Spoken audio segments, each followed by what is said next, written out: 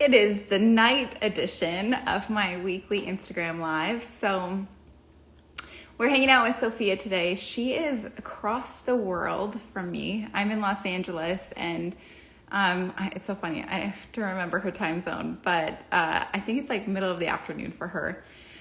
So she is the CEO and founder of Mask Moments. So it's a mask company all about, you know, hydrating your face and giving your face all the good stuff, actually formulating like where it's not sticky masks, you know, when you pull out a sheet mask and it doesn't fit your face, it's like massive, or it's super sticky when you're putting it on, or you don't feel like it's doing anything. So she created this company, and I think before that she was in the corporate world, and was just kind of seeing the life drain out of her and the people around her, and she was kind of in the K-beauty space. So then she decided to launch her own company. And I'm just excited because I've been hanging out with her here and there on Clubhouse and just connecting with her on Instagram here. And it's just been so much fun to listen to her story. So Sophia is incredible. It's just going to be so much fun. Hi, everyone. Oh my gosh, it's fun doing this at night. Ooh. Usually I'm doing this in the middle of the day when we're all working and in Zoom meetings and, you know, sending yet another email. So it's kind of weird. My energy tonight is very introspective, and I'm curious about all these things, and I'm starting to wind down for my work day. So I don't know how you guys are feeling. But come ready with some questions, and I'm excited. So I need some water. I'm going to run and get that, and then I'm going to pull Sophia up here. But yes, just give me 1 minute. Yay!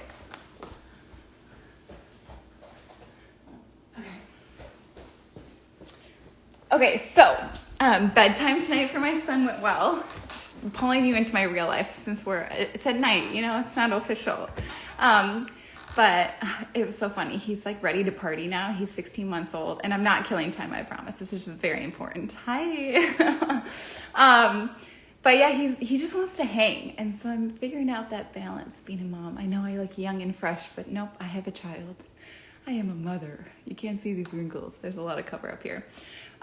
Anyway, this is the uncensored version. Oh, thank you. Yeah, he's 16 months old. And his name is Harvey, and he is so much fun. He's a little adventure boy. But, yeah, so, oh, hi, everyone. I'm just waiting for my guest of honor to join us. But it's so funny with the time zone thing.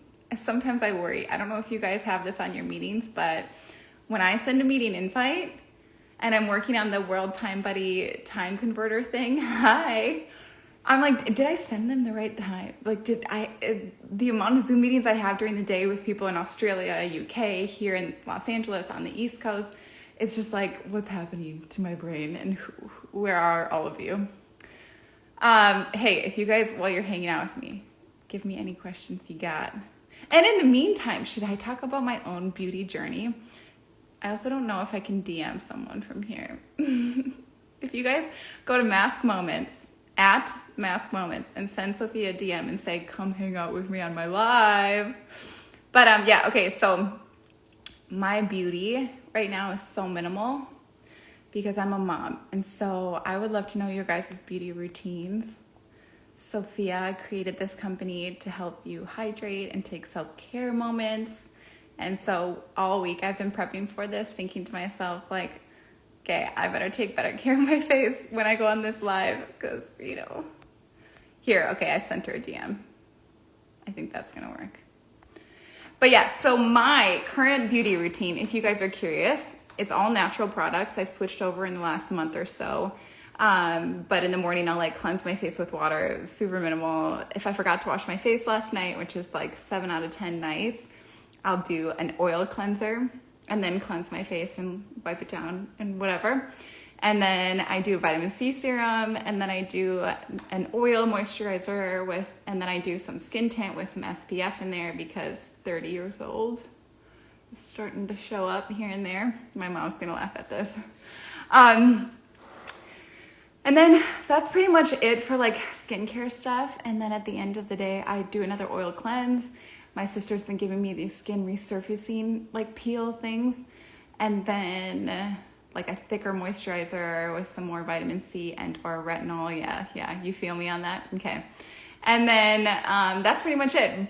But tell me if I should do more stuff. Also don't, because I have a lot of beauty face stuff in my bathroom right now that I know I should be using. Anti-aging skincare routine is key. It is. So what should I be doing? How should I anti-age? How should I age better? This is fun. Oh, you're 31. This is fun.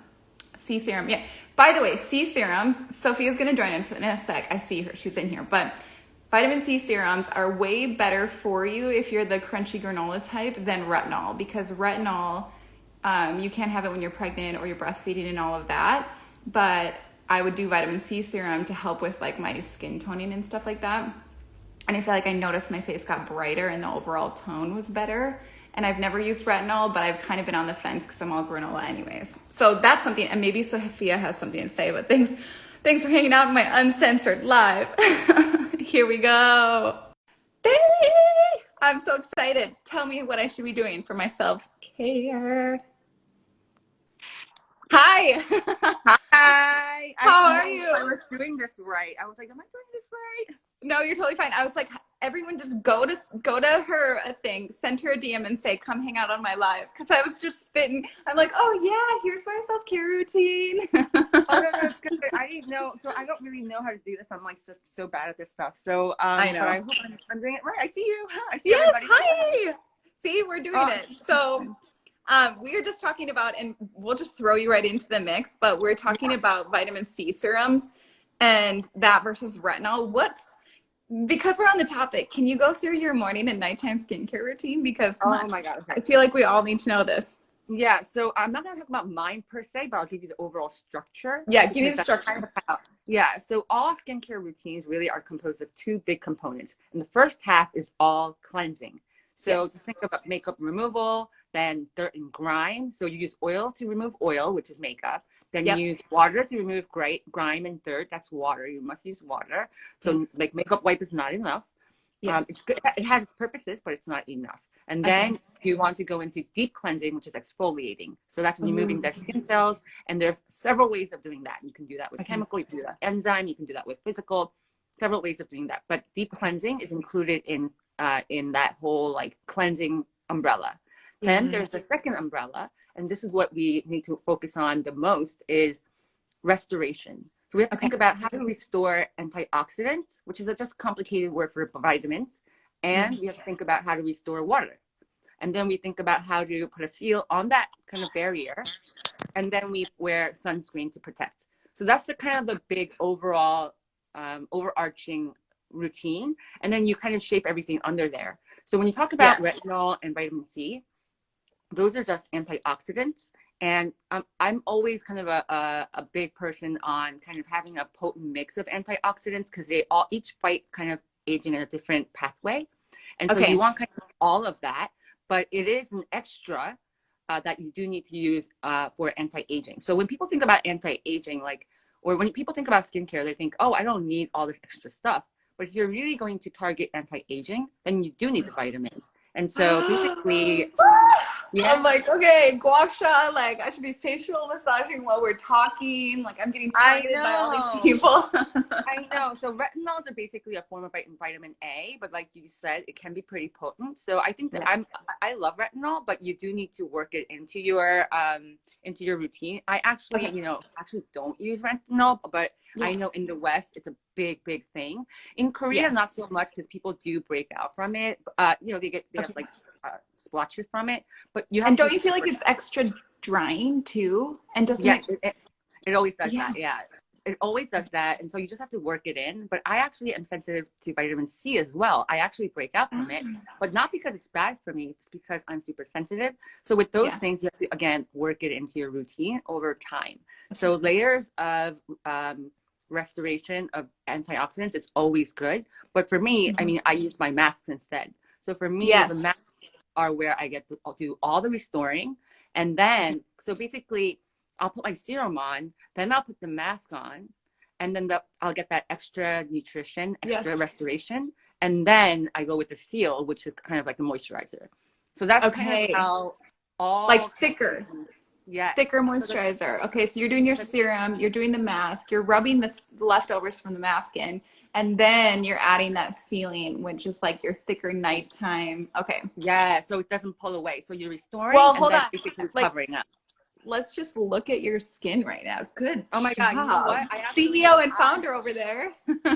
no, but I actually have not, I haven't even washed my face yet. So, Oh my gosh, what time is it? By the way, tell everybody where you are and what time it is there because well, I'm in it's Los embarrassing Angeles. because, go ahead, Yeah. go ahead. I mean, it's 7 p.m. for me. So we're like at different times in our days. No, so okay, so it's actually noon here, and I should be Yeah. totally like ready and up and ready, but my times have been all screwed up because I've been working really late nights and really Yes. early mornings. So I have like I'm completely, working from home and in my pajamas, and Yes. haven't washed my face. So don't.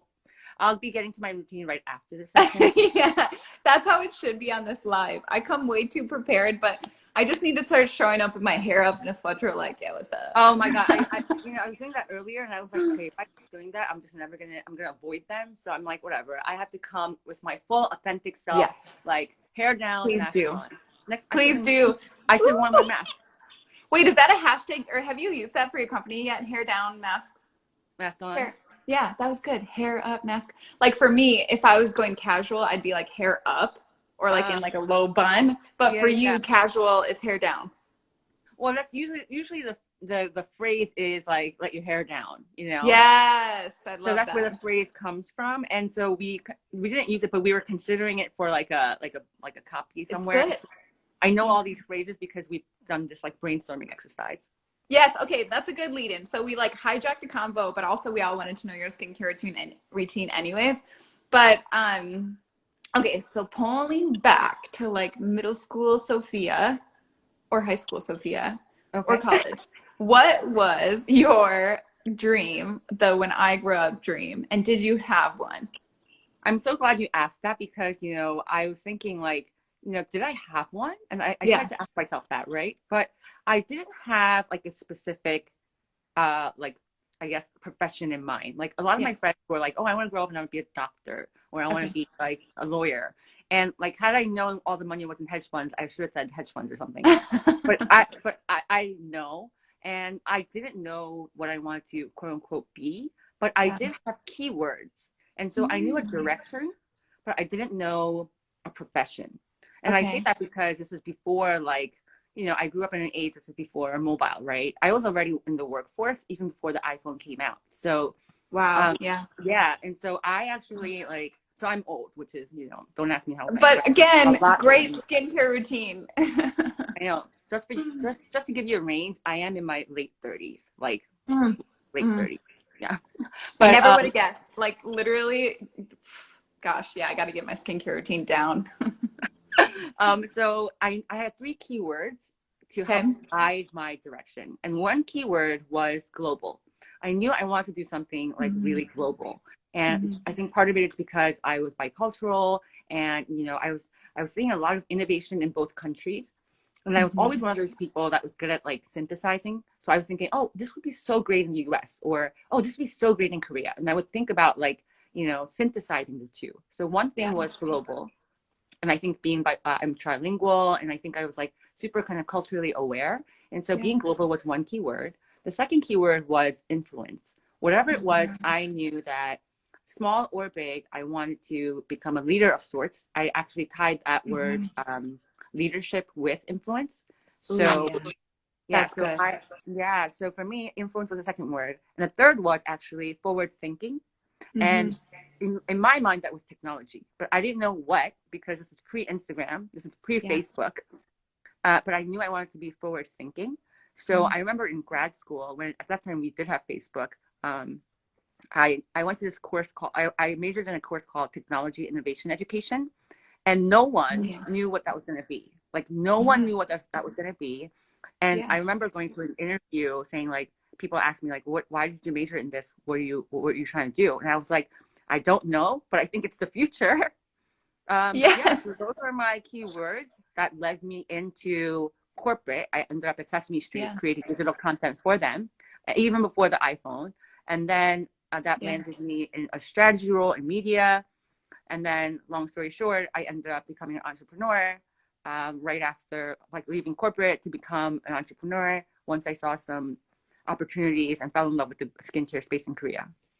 See? Okay, so two things. By the way, yesterday I was on Clubhouse and I had just like a casual talk about all my crunchy granola waves with some other women. And I kept saying, okay, I paused them on their conversation. I'm like, hold on, one thing here and two things. And I was like counting all my points. So please stop me from that because that's annoying. But I do want to bring up two things from what you just said. I want to know about that, the moment while you were in your corporate job and what you were thinking during your day job. Let's call it your day job, even though it's probably a full thing. The day job term is kind of overused. But what were you thinking in that moment when you had this idea and you knew you could create something and you had the skills and the community around you? But like, did it get to a point where it was like life sucking to be at that job and you needed to transition over, or was it a smoother thing? Because I have a story similar. Yeah. Well, okay. So I think people who are in corporate experience this a lot, I think.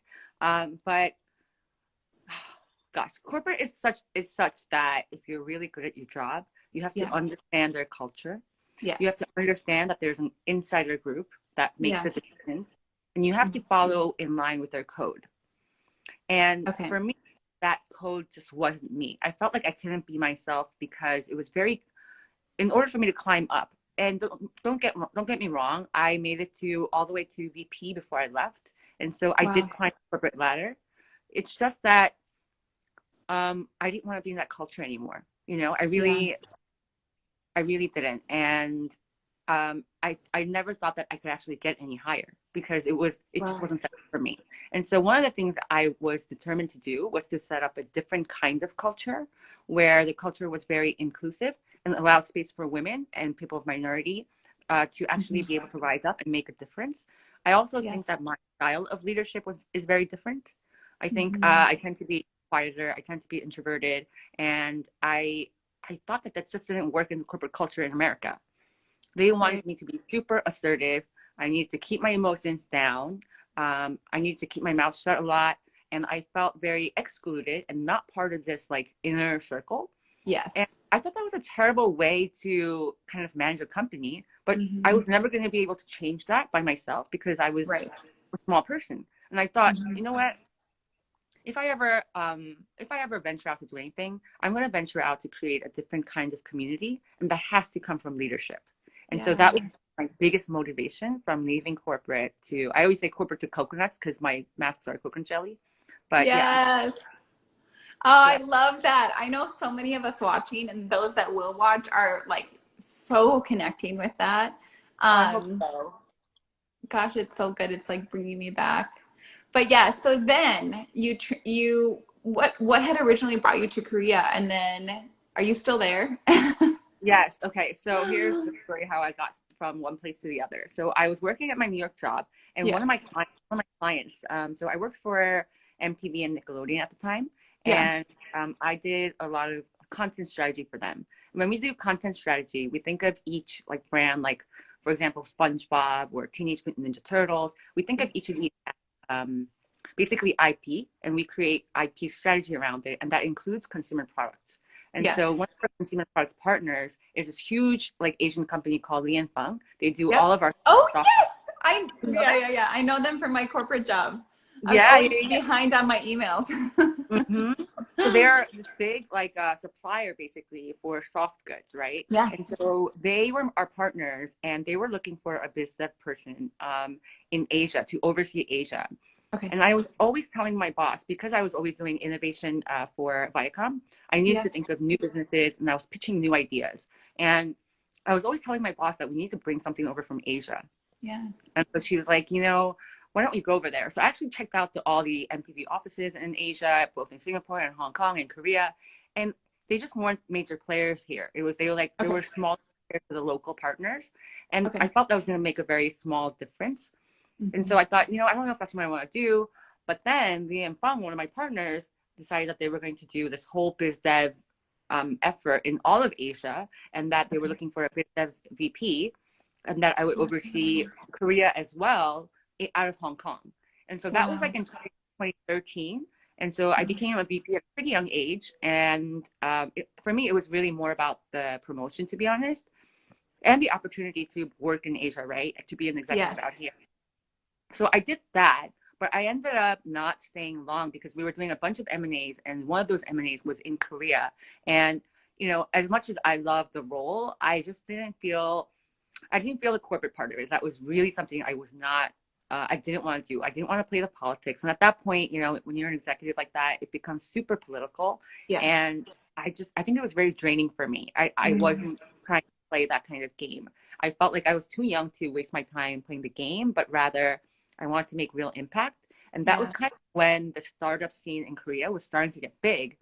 And one of my friends is a big investor, and he said that he was investing in this beauty company, and he was like, they need an executive, can you go as a C-level? And so I was like, well, you know, why don't I start with consulting for them and see? And that company was a beauty company called Mimi Box. And so I ended up consulting for Mimi Box and fell in love with the beauty industry because I was already, first of all, in love with skincare, and second of all the girls in Korea that were like my age looked like they were like even younger than me, and I didn't get it because I was pretty good about my skincare, but they were like amazing. And so I have a lot of celebrity friends, obviously, because I'm in the media space. Right. And so I asked them, so I said, you know, what is it? Like, what's the secret? And they told me something really interesting.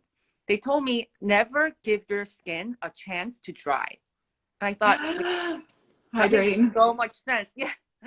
Yeah. Not only drink water, but also topically, because it just doesn't take enough time for the skin, like it's a big organ, it gets there flat.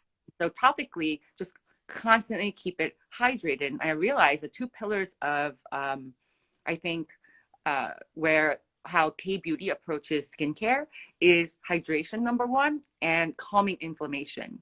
And so the coconut jelly mask, what it does is just that. It hydrates and it calms inflammation. And it's something we never talk about in Western beauty, because Western beauty is very focused on cures and treatments. So that's why they love acids and they love oil-free, but it's not drying, right? It's not thinking about the holistic kind of approach. Whereas K-beauty approach is a little bit more holistic. So the approach is different, and each has its own purpose and its reasons and its goals.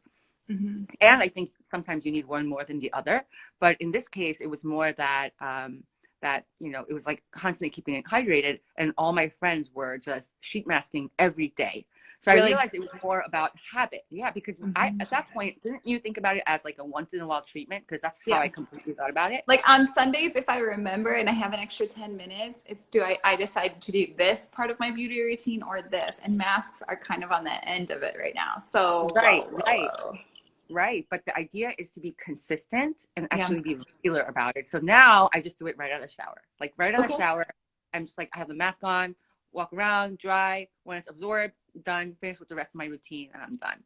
So it's actually now part of my so I actually tell people just mask on the days you exfoliate. So the reason that we created a subscription out of it is because I really wanted to transform people's habits. And so that they can be like a regular about taking care of their skin, but actually nourishing it very regularly. So that was kind of like the big idea into why we wanted subscription over anything else. See, I love that. Okay, so there's a lot that I want to ask you, but I actually have an idea. I want to ask you something super controversial because, and I want to know your thoughts on it. You were in New York, and anyways, everyone in LA, literally everyone, I'm not even joking, has some kind of Botox or filler, or they've thought about it, or it's something a part of their routine. I have had no work down, but to me, when you're talking about Western medicine or Western skincare versus where you are and what you're seeing in the K-beauty space, is that as common in that space, or are they more about preventative and taking care of their body holistically and their face holistically, or is it also Botox and filler there too? Because part of me wonders when this is a rant, but when there's a $300 skin cream and these influencers are like, this is going to change your life, and you get it and you are putting it under your eyes and they're like, it's going to make you look 10 years younger. But part of me is like, yeah, but how many fillers, like how much filler and Botox is in your face? So am I ever going to get to that level, or does it have to become this like, oh, it works to a point, but really you need some kind of surgery intervention. So give me your thoughts on that. Okay, I have a lot of thoughts on that. So those of you, Good. This is what I yeah, need. who are interested if you guys are interested in the nitty gritty, check out our YouTube page because I do so many videos on that. So Cool. That out. But so at the end of the day, I respect everybody's choices because Same. beauty is very, very personal, you know? Yes. So in terms of Botox and fillers, I am kind of personally anti-fillers because I feel like over the course of time, the fillers don't move, but the rest of your face starts sagging, and it looks really unnatural to me. So to me, that unnatural look is not something I want in my life. So for me, I am kind of anti-filler because it remains in your face, right? And it sometimes moves around, and it looks kind of unnatural. So for me, that's just not my thing. And that's because I really love the natural look, right? I'm here like with no makeup on right now because I'm comfortable in my skin. I'm kind of like I like being comfortable. Yes. I love the pants that we're quarantined, you know. Oh my gosh, yeah. Yeah. For real. So I'm anti that, but with Botox, it does go away. And so Botox can also be preventative. However, I've had Botox once in my life. Okay. In Korea, they do it like right around here because they don't like that TMJ area. Okay. Because I don't know why they do it in Korea. So apparently in Korea, people have like really like wider faces here, and so they want it to be smaller. But the problem is that my doctor didn't really check out my face. Like he didn't really like check it out, and so it caused my face to paralyze. And so and so I couldn't smile like at all. I would smile with one mouth, and you could even see it in you could even see it in one of my videos.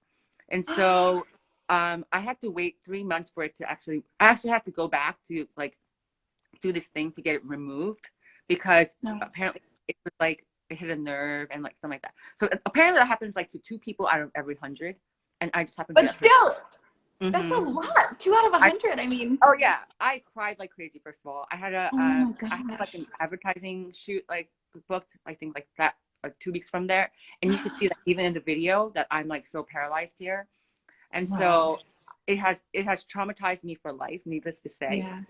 Yeah. So there are very direct ways to do it like that. But I am personally of the belief that it's much better for you to get a great skincare routine and stick to it. Because I'm all about like not anti-aging necessarily, but aging well, right? Aging well. Yeah, gracefully. Yeah. And so I think I love that. And so I think aging has its own beauty. And obviously I want to try to look as young as possible, but you have to take care of your skin to do it. You really just have to do it. And people are like, you know, to me, my extra is not Botox or fillers, but my extra is my mask and is the antioxidants that I'm getting from my mask. And so if I'm doing that regularly and I'm constantly keeping it hydrated, you are keeping it in its prime condition. So I do believe that at the foundation of skin health, that it's absolutely about maintenance and regular care, like consistent care. Yeah. Okay, can you tell me how bad it is when I fall asleep without washing my face? Oh my God, no, that's a sin. It is a sin. Please tell me. Yes. Like, so you might think it does nothing to you now because you might be younger, you recover. The older you get, it just doesn't recover as fast. And so keeping it very clean and keeping it constantly hydrated, just those 2 things, right? And obviously protected from the sun. So that's a given. So protected from the sun is a given, but cleaning and actually moisturizing. Moisturizing alone, I think, is not enough for anti-aging. For anti-aging, it's absolutely about the serums and the vitamins and just antioxidants, right? It's just vitamins. And think of it as you want to have as many different kinds of vitamins on your face as possible. They all fight anti-aging different pathways. So for me, it's the mask. It's easy, right? So I just put the mask on. If I have a serum that I want to put on, I put it on before because the mask actually helps absorb the serum. And then, like, so that's it. So for me, it's kind of doing the mask is easier. And it's also for me like a very self-care moment because I have all these other issues and things going on in my life, but it's just like one moment of the week or two moments or 3 moments of the week that I can just take a time out and just remember to be like, to just treat myself a little more nicely because I feel like we don't do that as much. And, you know, we constantly are like, you know, berating ourselves and pushing ourselves. But I think those are the moments that I take to be like, you know, because it's this feeling of like nice mask, you know, it's like just being kind to yourself. And so I remind myself of things that I have to be like kind to myself. I do like manifestations. I just think about things I'm grateful for. So I just make it like a ritual. Oh, I love how you said that because lately I've been thinking about routines and habits, and I have all of those books on my reading list, but pairing an activity with an activity. So in the morning, I wake up Yeah. and I'm like oil pulling with coconut oil. I'm doing all my weirdo stuff. So I'm doing that. And then while I'm doing that, I'm preparing my lemon water and cayenne. And I know I do one thing and it comes along the other. So I like how you said you'll mask and then you're also then you're also moisturizing. You're like doing all of that stuff on your face, but you're also manifesting the day and thinking positive thoughts for the day and prepping your mind. So it's like a one comes with the other. So I like that. So pairing my mask on the day that I'm exfoliating, and while I'm masking, I'm manifesting great stuff for my day. Yeah. I love them. Well, I thought of, so in the beginning, I was really going to like, I was like, oh, should I call my mask company Mask Manifestations or something like that? Because I was actually really big on that. I really wanted to, because masking takes time, right? You put it on, but you, for me, like I leave mine on for like 40 to 50 minutes. Ours can. You do? Yeah, because ours is breathable. Don't do it with the paper ones. The paper ones do not leave on longer than 10 minutes. Often done. Okay. Right. Okay. But ours is coconut jelly, and so it's like it's breathable. You don't want to do that with hydrogel either, because that will leave red spots. It doesn't breathe. But biocellulose is breathable. It's biodegradable. It's all natural. It's as natural as it gets. And so it transfers 10 times better than the normal mask, basically. Wow.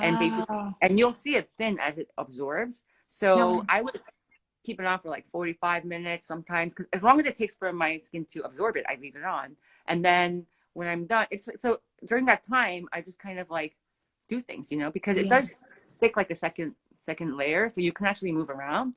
Wow. It's not floppy at all. Yeah. And so it has a perfect fit. And so I just do like my meditations and kind of like just take a moment to like de-stress or just kind of like, to ground myself for that moment. Yeah. Oh, I love that. Okay. So, in the skincare world and in your routine and stuff, if someone were coming to you saying, I want to incorporate 1 or 2 more steps above and beyond my normal skincare, are there some weird things? Like, are you doing gua sha? Are you doing facial massages? What additional things? So obviously now we know that we need to exfoliate, we need to hydrate, we need to lock in that moisture. We should be masking a couple times a week. If we can do it daily. But then on top of that, what's like an additional thing? What's a new trend that we can try on our face? Because I know we're all into this kind of stuff. Yeah, well, even with the gua sha and even with like the rollers, I always like to do it with my mask, because it's just, goes on so nicely. You can do it right over the mask. Oh, yeah. Right? Okay, so cool. They pair really nicely. Cool. So if you go to an esthetician, I am a licensed esthetician, by the way, but I don't practice, I just have it. But if you get a facial, that mask is always part of the regime. It really is. Yeah. Part of the regimen is always a mask. And it's because it's that extra restoration. It's like, if you can do it at home, why wouldn't you, right? So I think sheet masks are a great solution for that. So to me, well, for me, that's not extra. I guess my extra, what is my extra? Yeah, all of it is not extra. You just do it all the time and you're waiting. No, well, you're dialed in. Yeah, because sheet mask is like pretty regular for me. I guess occasionally I do go to the derm. Okay. Have you tried one of those, Micro needling? Yes. No, so I know people talk about that, but I actually don't. I try not to do things that are too traumatic. Invasive? Yeah, invasive or traumatic. I mean, that's not as bad, but like I try not to do stuff like that. And actually, if you're young, if you're in your like 20s, I think it's too early to get laser. I really do. And people get it, and people do all these treatments, but I feel like if you're getting medical treatments at 20s, I think that's a little too young, because your skin has the ability to heal itself, and you want it to be able to do that for long term. But if you start doing all these treatments in your 20s, then what are you going to resort to in your 30s and 40s and 50s, Right. That's so true. Try to get to it later. I guess my treat is going to the derm every once in a while, but I'm trying to think, like, what would I go for? Yeah, so that's fine, because now I want to know, how often should we be getting facials? If you're an esthetician, I'm sure. Yeah. Well, okay, so there was a time when I was going weekly before I No one. yeah, before I masked. Oh, and in Korea that's such a thing. Like everybody, because it's cheaper here. They're Yeah. crazy about their skin here. I'm telling you. So going to the esthetician Well, was that's actually, why, like, literally, I'm staring at your skin and I'm like, I have got to get this dialed. It's just like the people around me. I need to be around people that are just as obsessed because then it's kind of, we rub off each other on that. no, I really was going to the esthetician weekly, which a lot of Korean girls do. They all do. That's awesome. Um, but then I switched to sheet masking, so I just Yeah. stopped that altogether. Yeah. But I do know that in America they recommend you going at least once a month. You know, Yeah. and I think Totally. that helps. Yeah, I actually that is my extra, I guess, because then you can get a massage and like get different things. So my extra would be going to an esthetician. Maybe I think once a month is probably good. Cool. I Yeah. love that. I love that. I honestly, like, my face is feeling dry right now. I need to go mask. I need to order all of your masks. All right. Yes, Is there do something it. Do coming it. up? Is there something coming up in your company or on the forefront for you that we can be watching for? Yeah, so I'm also working on a platform where, so I'm a brand, but I am an individual. I wasn't even an influencer. That just came from really nothing, right? I never had Yeah. anything, but I built a brand and it was a lot of hard work. And Yeah. as I was doing it, I thought, wow, creating a brand is so much hard work, but it doesn't need to be. How do I help other people not go through the same thing that I had to go through? Yeah, And so totally. we're working on an on-demand platform where we help other influencers, brands, and entrepreneurs basically create and launch their own brands from formulation to mass manufacturing, all in one Wow. place. It's a turnkey solution. It's an on-demand platform, a site that you can just go to, that you can do everything at home, and then just go straight to like drop shipping, and you may never even see your product, right?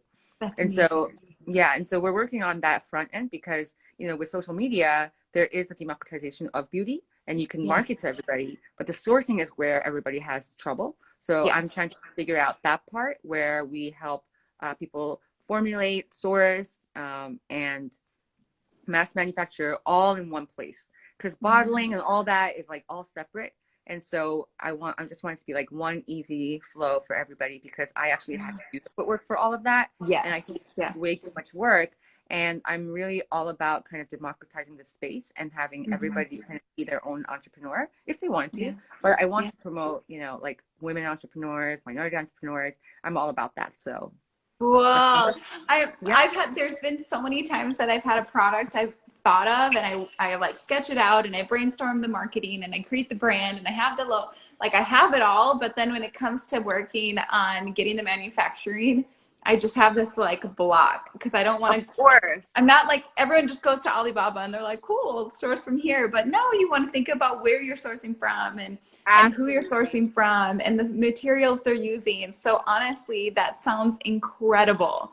Like Yeah, I that's feel where like, the pain came yeah, from because I knew that everybody was stuck there. They're like, wait, where do I go? How yeah. do I find the chemist? How do I find the The formulator? chemist, yes, Yeah, then yes. what? They're like, and then mass manufacturing. And then traditionally, mass manufacturing is really cost prohibitive because the Hmm. MOQs, the minimum quantities are really, really high. That's what So I was noticing. Hmm. yeah, so we're actually trying to get it down to 1,000 count for like 100 milliliter per. Cool. Yeah, so it's for a general guideline. So if it's something smaller, it's different. But for like 100 milliliters, we're thinking like 1,000 counts. So we're That's identifying like amazing. small manufacturers and trying to have this whole network behind us. That is actually the Mhm. Li and Feng model. I don't know if you know that, but that's where I got that.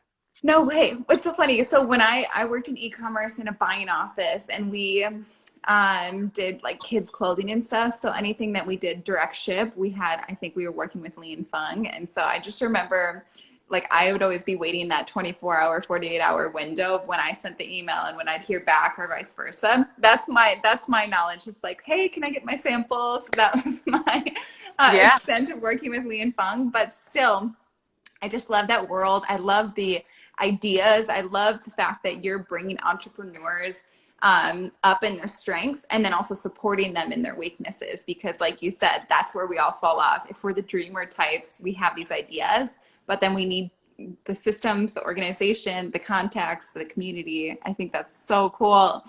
So we need yeah, to have you on when you launch because you can tell yes. us how the process of it, the hard stuff, the good stuff.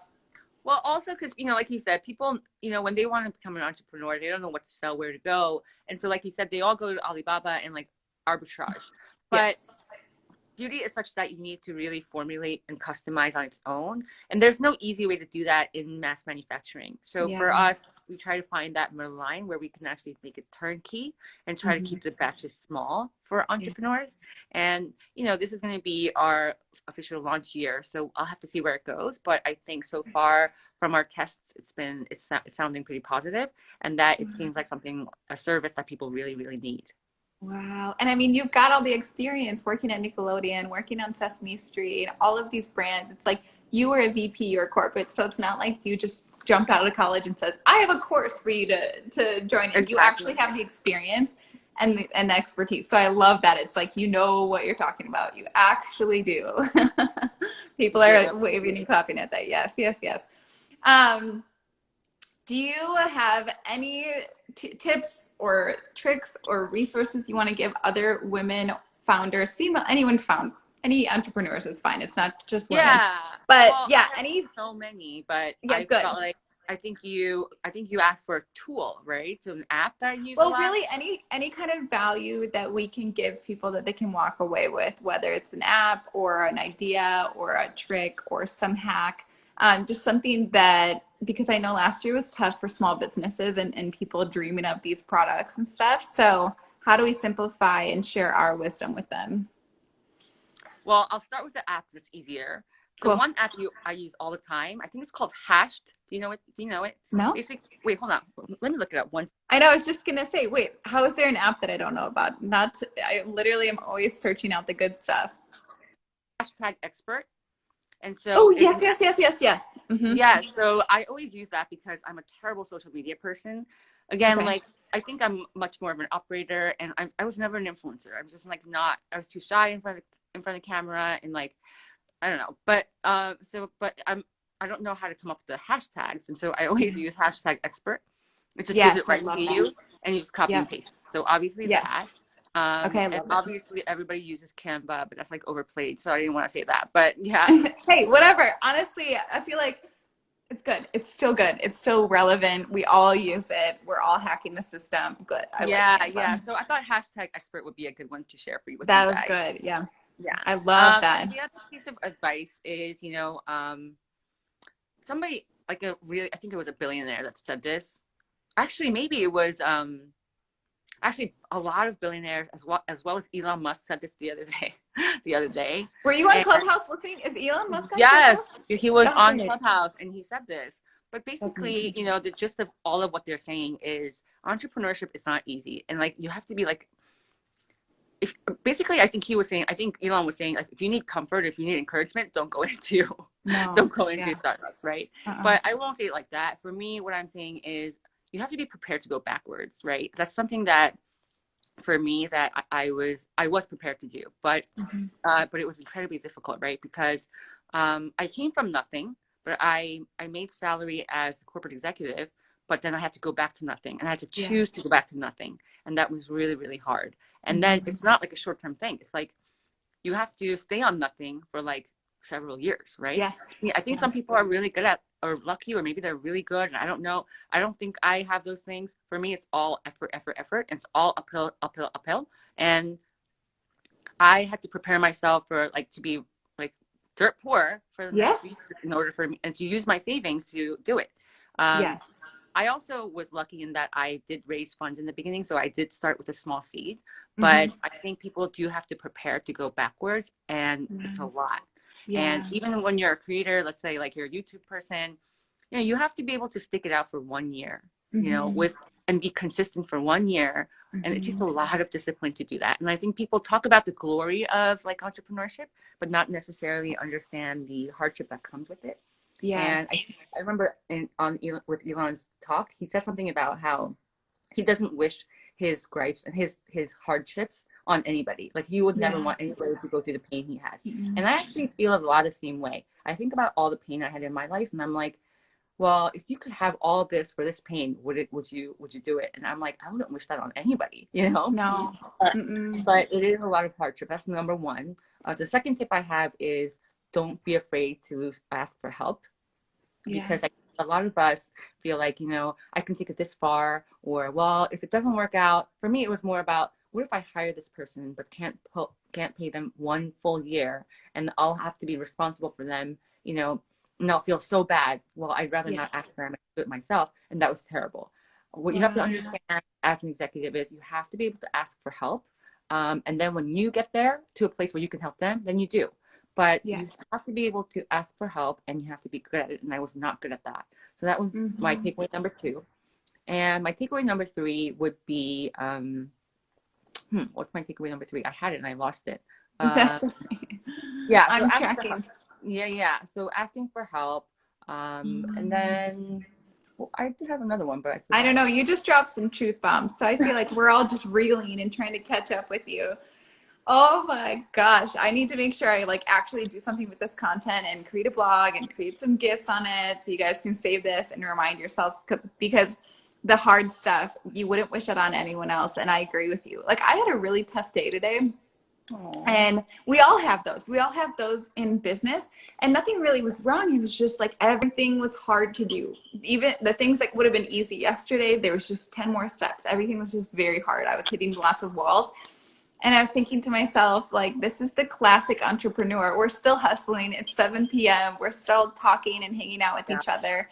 And the consistency, I'm just being consistent. And I see that in you in Mask Moments. And I think, like, the reason I started these lives was just, I was like, if I can do this for 1 year, no matter what happens, I'm just live every week, hanging out with my audience, bringing value to them, connecting on a deeper level, bringing vulnerability and emotion into the entrepreneur hustle, 7-figure, boom, boom, boom, rocket ship, male version of entrepreneurship. Like, can I bring a little empathy and emotion and vulnerability and that feminine touch into that world each week on my, and so having you say all these things to her, I'm like, yes, okay, I got this. I can go for Yeah. another. Okay. Yeah, I'm at like, what is this, week 18? I'm like, hey, I only have 52 weeks of this. Like, we got this. Girl, like But I I think told people are myself, tracking. well, I told myself 3 years, right? 3 years? Yes. Yeah, because actually this one time, this is an example, but I remember 1 year I told myself I'm gonna work on getting a 6-pack. Okay, Ooh, it's crazy, right? okay. No, it's Okay. crazy. But the reason that I did that was because I needed to tell myself that I need to be so disciplined, including like with my body, that I'm able Yeah. to accomplish this feat. And if I can do that, then I can start a business. This is what Yeah. I told myself, and I did, right? No way. Yeah, and so I was on that, like, I don't know if you guys know Kayla and Steven, it's like Bikini Girls, Body Fit. It's like a CrossFit for Yes, yes, girls. yes. Yes, yes, Yeah, yes. yeah. Oh my gosh, I love her stuff. I've been doing it for years. Yeah, so I did it for 52 weeks straight. No way. Never missed a single day. Yeah, I did it for, and I had the results because they can take pictures. So I did it, but I remember that, like, it was like such an accomplishment, but I needed to do it to tell myself that I had the wherewithal to be able to start the business. So Wow. that was my kind of challenge to myself. So I Wow. told myself with the business, I give myself 3 years. And so we'll see where it goes. See, what year are Yeah, you at? my 3rd year. Ah, and This here has you to be are. my break. Here you are Yeah. adding more value and creating a new product based off of your experience launching this. I mean, that's a year 3 feat. That is incredible. And so, yeah. And so my third comment or advice I just remembered because you said your story is Yeah. that you have to be okay with like 60%. So like, be Uh-oh, okay I'm worried want about what you're going to say here. because like we're such perfectionists and we want like 100% output, but sometimes you have days when you only get to 60%, and sometimes the output is just not as good. Like I come from corporate, and obviously so MTV standards are like super super high even for the output of a product. Well, Yeah. my posts or my brands, to be honest with you, no one thing about my business is 100% to me. I feel like, oh my God, when I see this is wrong, something wrong with this can improve and that can improve, and I see 100 things wrong with it. But I don't want to never let that stop you from iterating and getting the product out, Yeah. because you continue to just put output, and then iterate as you go, and that'll Mm-hmm. help you keep growing. So the third piece of advice really is be okay with 60 to 80%, Wow. get it out and don't put yourself to like 100 standard. Don't compare yourself to other people who are at that standard, who have that capital. Just be okay with whatever you can put out, right? To me, that took me forever to do, right? But that's another thing that I think entrepreneurs have to remember. Honestly, I like that you said that because I think a lot of us, we have a picture of what it should look like and how it all should happen. And then when it's not happening that way, I see a lot of my clients get in this state of um, they they know they should be posting consistently on Instagram and on their socials. They know they should be consistently creating content that brings value. But when I come in and help them with their visual strategy, it's almost like they're like, yeah, I know all of this and I have this strategy and I have this plan and we have this marketing and this blah blah blah blah. But I'm like, you're not actually doing it. Why not? And it's that block of, well, I just didn't have time to get it to 100%. And so you saying the 60 to 80, that's what I've been saying. It's like, just put it out there. And I know it's corny, but done is better than perfect. Yes. And to me, I actually am so sick of seeing the perfect stuff. That's why I'm doing these live. We could do like a full thing and get the video and all the goodies, but it's live, it's interactive, it's personal. And when brands are just launching and you can tell it's scrappy, but you can tell they're doing the best they can, I respect that 100% more than a completely commercial branded shoot with the best models and the perfect lighting and all their faces are glowing at the perfect spots. It's just, yeah, to me, it just shows more authenticity. And I think it's a lot more of what we need right now. So I love that you said that. Thank you for giving us approval to go 60 to 80, even though we're all going to shoot for 100. I know. We'll get there. Yeah, we will. We will. That's for year 5. That's like, push it down the line. Yeah. You hung out with me for almost an hour, by the way. Oh yeah. No. And I do have to wrap it up pretty soon, but yeah. I know. I was just going to say, usually I stop at a half hour, but this was just so good. I couldn't end. This is amazing. So thank you. Yes, thank you so much. And when you launch the new company, let's have you on. But if you guys have questions for Sophia, I'll post this on my feed. You can rewatch and add them, and I'll send them over to you, Sophia. But thank you for hanging out. This is awesome. I'm going to go mask now. I'm going to wash my face. Let's do that, and I'll take the questions, and I'm happy to be back on just to answer those questions. Yes. Ooh, I love that. Okay, that's my first re-offer. I'm so down. Okay, let's do it. Have fun at your work day. Thank you for everything. Okay. Bye, guys. Thanks for having me.